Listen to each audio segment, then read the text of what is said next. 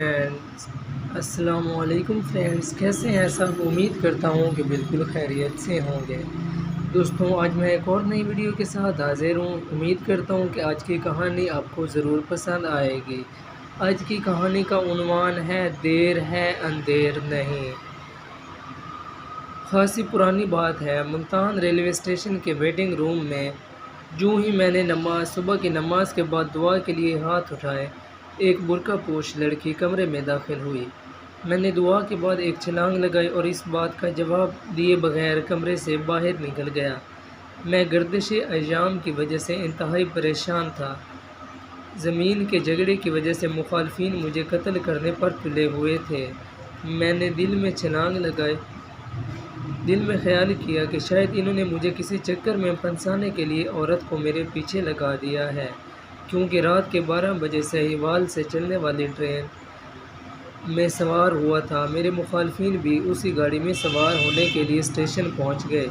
Plate form پر میں جس bench پر بیٹھا تھا وہ اس بینچ کے قریبی بینچ پر بیٹھ گئے۔ گاڑی آئی لیکن میں بیٹھا رہا۔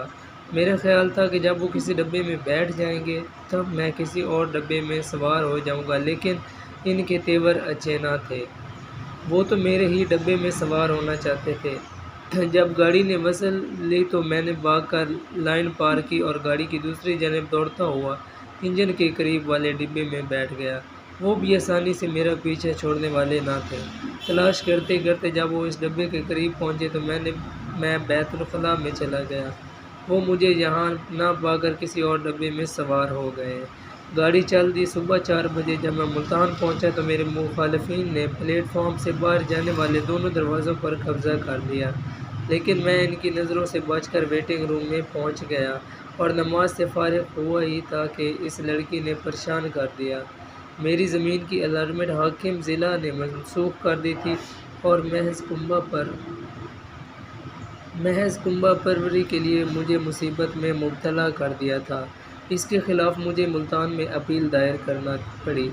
میرے مخالفین مجھے ہر قیمت پر اپنے راستے سے ہٹانا چاہتے تھے۔ میں اکیلا تھا سوائے اللہ کے اور میرا کوئی سان حال نہ تھا، صرف والدین کی دعائیں شامل حال تھیں۔ ادھر ملتان میں کمشنر صاحب کی عدالت میں ہزاروں کی تعداد میں اپیلیں زیر سماعت تھیں۔ سالہ سال تک سماعت کی باری نہیں آتی تھی۔ میں تاریخ لینے ملتان گیا تھا۔ وہ لڑکی مجھے اسی طرح زمین کی الاٹمنٹ کے چکر میں اپنے مخالفین کے ہاتھوں بری طرح پریشان تھی اور مجھے سے کمشنر کا دفتر کا پتہ پوچھنے اور رہنمائی حاصل کرنے کے لیے اندر چلی آئی تھی۔ جب میں بھاگ کر باہر نکلا تو وہ بھی گھبرا کر باہر آ گئی۔ میں نے اس سے سختی سے پوچھا، اس طرح مردانہ ویٹنگ روم میں آنے سے تمہارا کیا مطلب ہے؟ اس نے نہایت دھیمی آواز کے ساتھ انتہائی انکساری سے کہا، جی میں تو آپ سے صرف ایک بات پوچھنا چاہتی تھی۔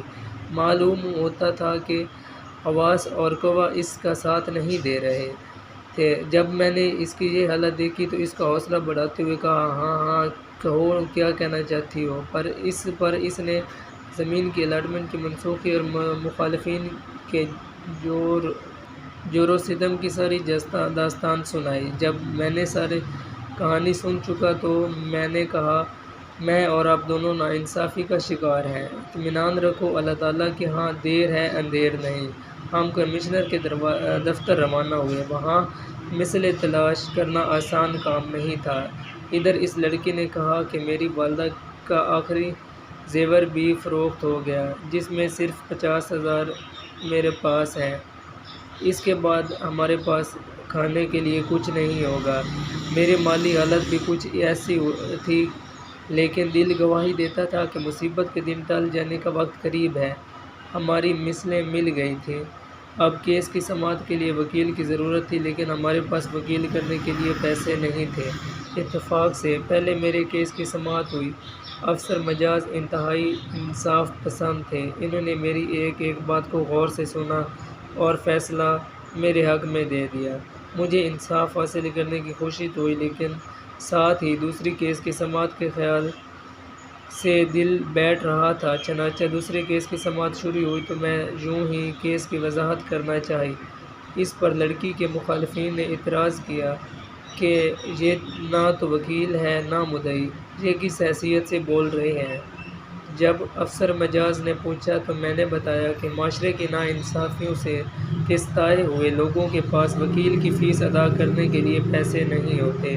مدعیہ اور اس لڑکی عدالت موجود ہیں۔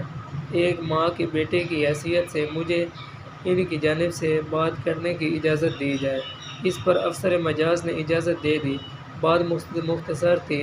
مخالف کا ایک وکیل 1 گھنٹے سے تقریر میں بڑے بڑے قانونی دلائل دینے کے باوجود عدالت کو قائل نہ کر سکا اور عدالت نے ماں بیٹی کے حق میں فیصلہ دے دیا۔